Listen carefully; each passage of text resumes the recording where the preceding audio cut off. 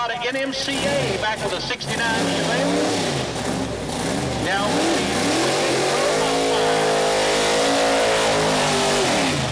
still the power plant. It is 706 cubic inches, but a little bit down on power to everybody else. Just actually learning how to work the new Pro Modified car. Not used to working a Quick-8 suspension chassis car, but learning a lot this year, and plans to go at it full bore in 2004. Man, that rhymes. I'm a poet. Be rhyming, making a little money doing that. They cut me a demo, send it on in. Death Row Records, somebody like that might pick me up, you know. Lay down some tracks for somebody.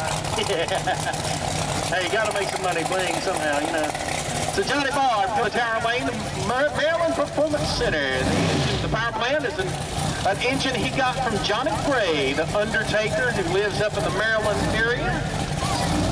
So Johnny's been through a lot in his racing career. He's crashed 3 cars and had all kinds of health problems. He's out having fun, folks. That's what it's all about. Get out here having fun, learning a lot about a new kind of racing for Johnny Bard. Spent a little bit of time talking to him this morning. Good guy. You got to talk to. Knows a lot about the sport.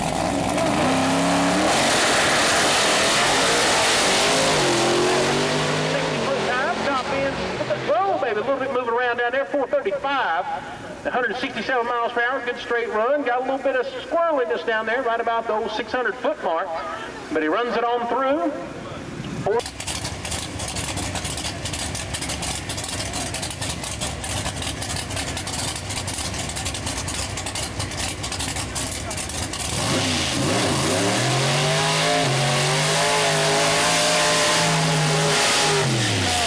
Completes the burnout here on the tower side of the raceway. A little chop top slam down on the ground, 55 Chevrolet.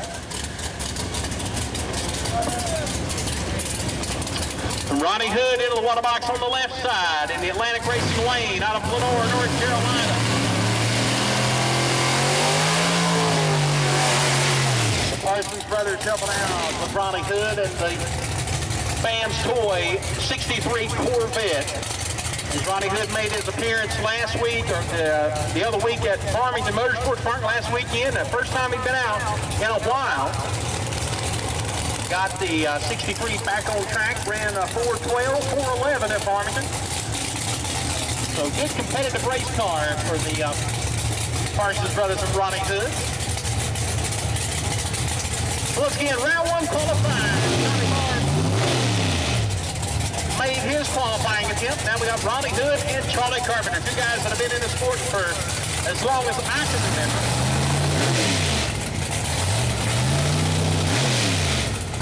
Gene Fulton Power for Ronnie Hood and the Parsons brothers. Tommy Mooney built chassis, the 63 Corvette, familiar Pro Modified setup. Charles Carpenter, that shoebox, 55 Chevrolet, one of my favorite race cars. I still love my Willis, though. I still love my Willis.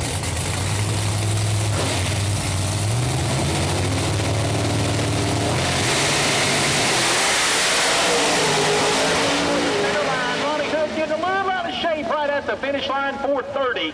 He has to shut it off. Hood was on a good run, 1 flat 60-foot time, 2:75 to the half track, but the car started getting loose down there at about 500 feet. He had to shut it off because he went right toward that center cone right at the... As we have a pair of Willises into the water box, the Willis of Ben Ledford here in the near lane, and Todd Tutterow, the big boss man.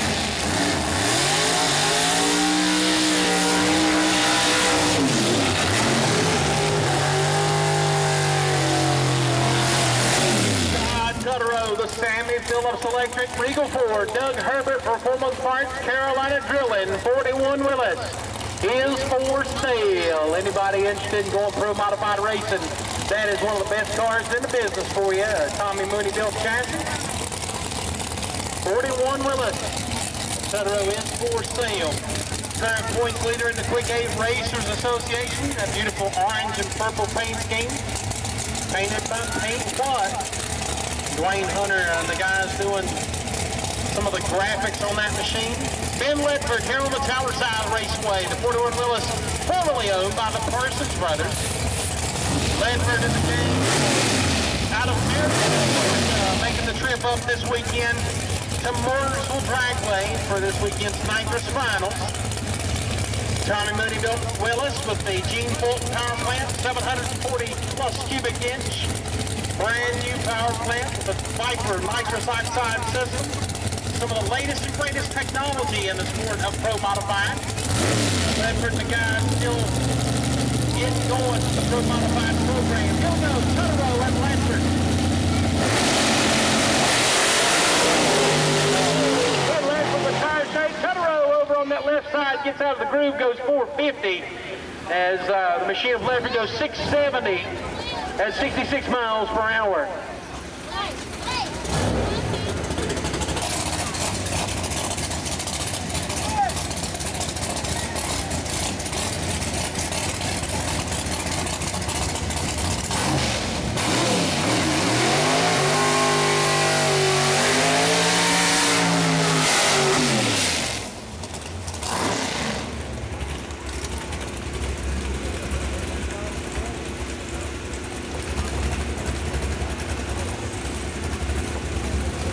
It looks like they're backing Dwayne White off on the via solo on the right side. Ken Regenthal here on the Varner Holland side.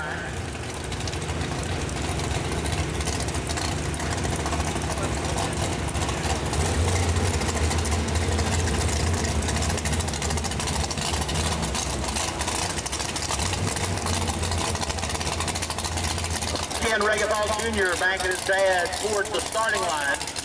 Bear will show the line to Ken Jr. Put Ken Regenthal in some good sticky stuff. Those guys been working on that Corvette trying to get it figured out. Going through a new clutch system, just all kinds of stuff. And finally getting her straightened out, getting her back into the teens.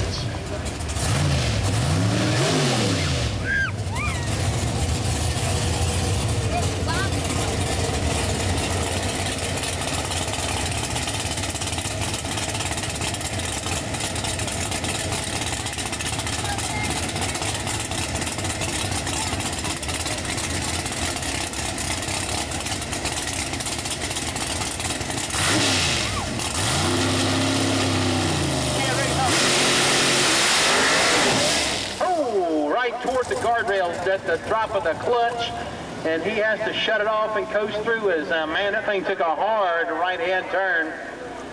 Still a 330.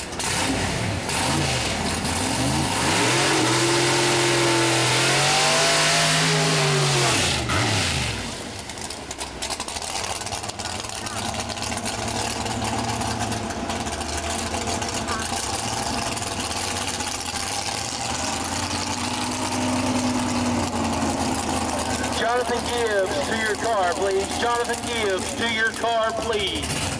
As Greg Godwin testing in a new engine combination this weekend, a new 706 from Charlie Buck up there in King, North Carolina. The GMB Motorsports team down next, just outside of Charleston, South Carolina, a town called Walterboro.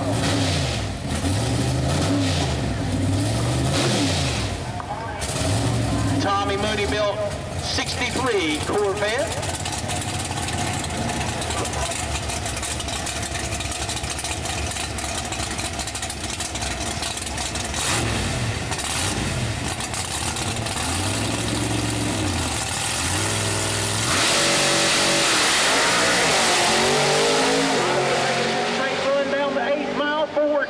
At 169 miles per hour, one flat 60-foot time, 420 at 169 miles per hour there for Greg Godwin. So one from Danville, Virginia, Providence, North Carolina, Randy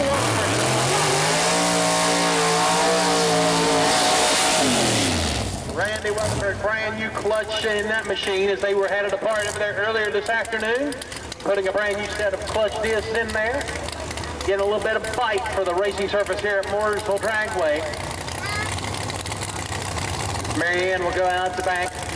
Randy Weatherford in the tracks with Luther Johnson back here helping with Randy Weatherford's crew.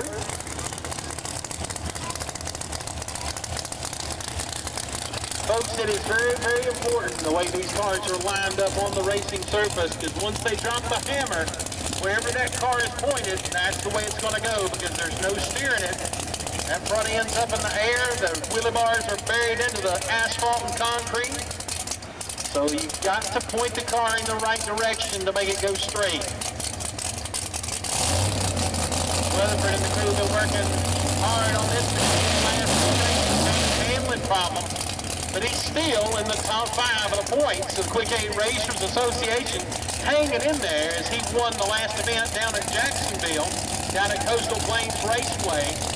Good enough to keep him there in the top 5 of the Quick-8 points series.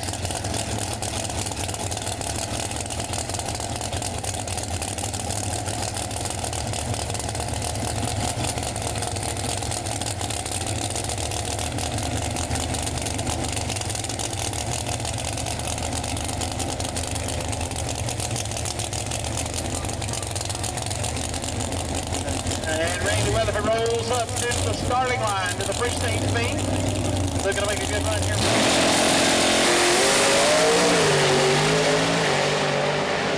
Woo, right near the center line, 428 for Weatherford. 101.60, 274 to the half track for Randy Weatherford. That's a good run to work with, folks.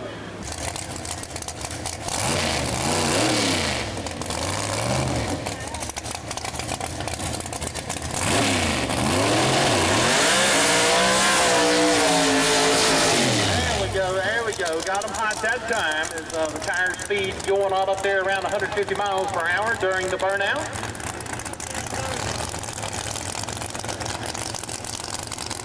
.104 WTQR, Secure One Security System, Bill Clemens & Sons RV World, Crop Technology, Ultra Precision Machining, Cheerwine, Carolina Drilling and Blasting, some of the sponsors for Don Clemens on the Corvette there, built by Jerry Haas Race Cars.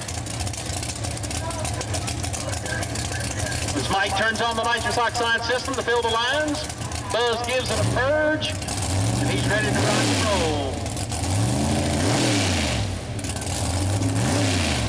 Rodney Howell's out in front. He'll be lining up Buzz Varner as points that machine down the 8th mile here on the Varner Holland side.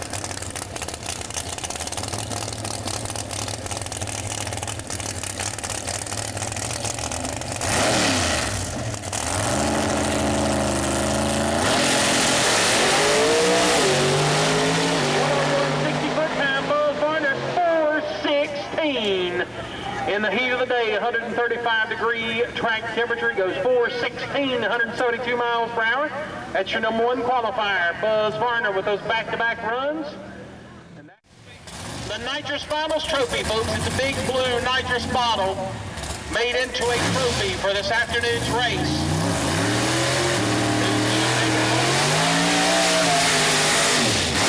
On the burnout, and warming the hides on the back of that 63 Corvette built by Tommy Mooney. Tyrone, what's going on, man? Good to see you. Once again, folks, all the other previous Nitrous Finals races have been held at Farmington Motorsports Park.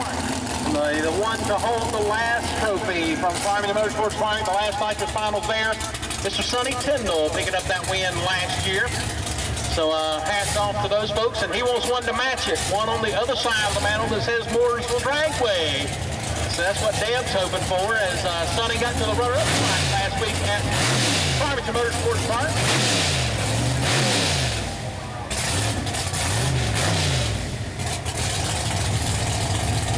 Okay, Greg Godwin up here to make his shot down the 8th mile. 660 feet away is the finish line here at Mooresville Dragway. 4:20 in round 1 qualifying for Godwin.